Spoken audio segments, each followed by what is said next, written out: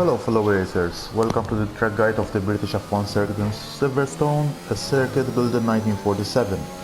The 5.891 km clockwise circuit is one of those tracks in Formula 1 history that was used back in the 1950s. Although being slightly different than we know it as today, and it was modified after the year 2010, with the major add-on being the so-called Sector 1 as we currently know it. The British track has 18 turns, 8 to the left and 10 to the right, with the best lap made by the legendary Lewis Hamilton on the Mercedes car back in 2019 with a 1:27.369. At the 2018 British Grand Prix, Lewis Hamilton compared a flat-out lap around Silverstone to a flying fighter jet, which should tell you all you need to know about the Northamptonshire circuit. Despite numerous layout changes over the years, Silverstone has always maintained its essential character as one of the fastest tracks on the F1 calendar, while historic corners like Beckett and Abbey provide some of the biggest challenges for racing drivers anywhere in the world. The real F1 showed us that a one-stop strategy was the best call, with all sorts of tires being available within the mentioned strategy, mainly mediums and hards being the most preferred of them all. Now the same can be said for the F1 2021 game, where racers could go for a one-stop race strategy call from soft to medium tires or vice versa, depending on their preferred sets of tires, aggressiveness on the track and race situations. It may also be noted that the last winner of the British soil was Lewis Hamilton on Mercedes after a very controversial collision with Max Verstappen, being his 2021 rival. So we are going to explain in a little bit more detail the hot lap that I made with the Mercedes car. This is an equal performing car, and I use only ABS and corner racing lines as my assist. So for those who are not using any ABS, maybe you can take the corners with a little bit of a differentiated braking zone, maybe slightly a few meters earlier in order to not to lock the tires. But as I said as well, this is one of the fastest tracks of the Formula 1 calendar, with 18 turns, 10 to the right, 8 to the left. I think the average speed would be more than 170 miles per hour, so let's get on with it. So we're going to take the longest distance here,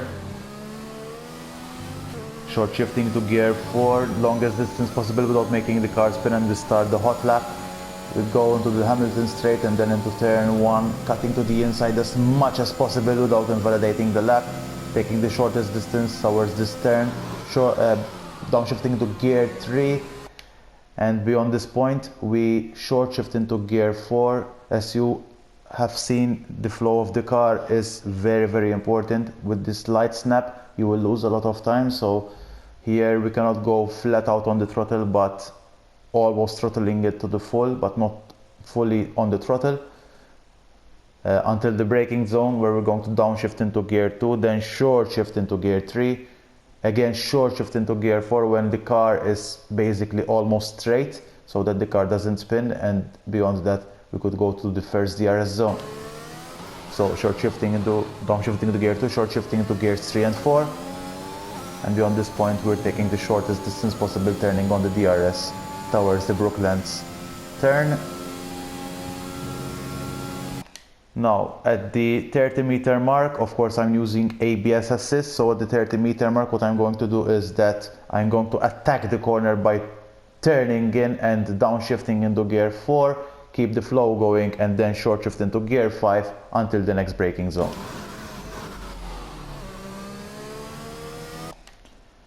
Here again we're going to attack the corner, we're going to downshift, I think, into gear 2.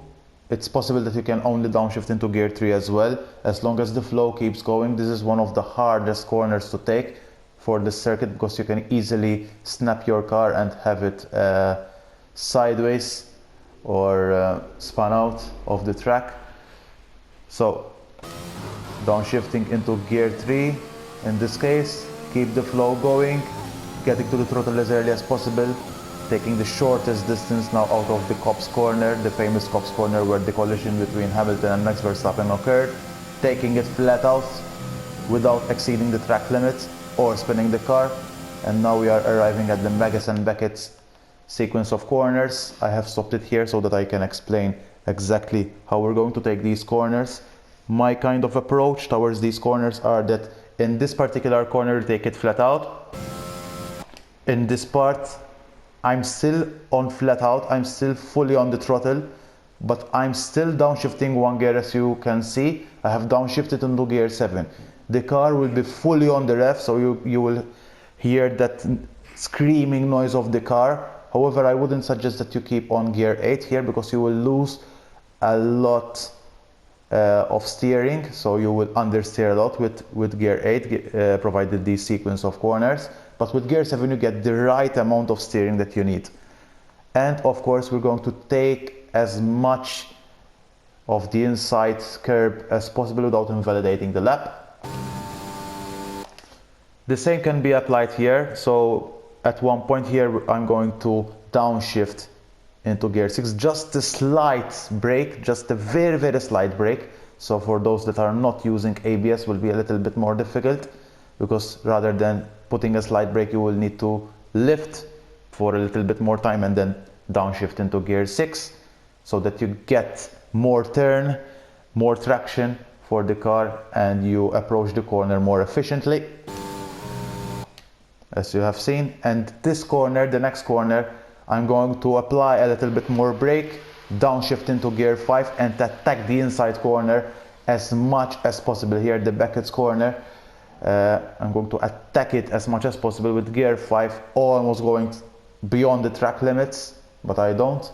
And then short shift into gear 6 and get to the throttle as early as possible towards the end of sector 2 and the DRS zone. Here I'm using the part of the middle of the track because it's the shortest route given the layout of the track. Now at the 50-meter mark or a little bit beyond, if you're using ABS as assist, you're going to attack the corner by downshifting into gear 6 or gear 5 depending on how much downforce you have. We're going to attack the inside part of the chapel corner as much as possible with gear 6 in my case, without exceeding track limits or spinning the car. And now going to the final 3 corners of the British circuit.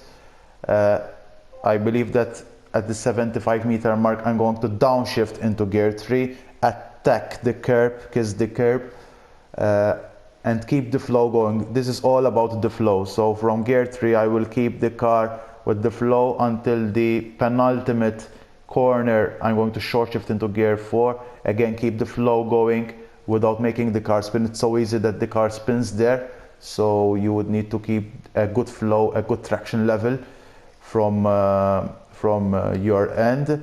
And of course you need to straighten out the car as early as possible so that you can get to the throttle as early as possible towards the last turn on the Hamilton straight and the start finish line. So downshifting into gear 3, keeping that flow, short shifting into gear 4 at that point, full throttle beyond this point, and here we have it, the British Grand Prix hot lap from my end. So there we have it, the British Grand Prix hot lap from myself. I hope you have enjoyed the content and maybe I gave you some useful tips. Let me know if you have any questions, and in the meantime, take care and I'll see you on track. Ciao.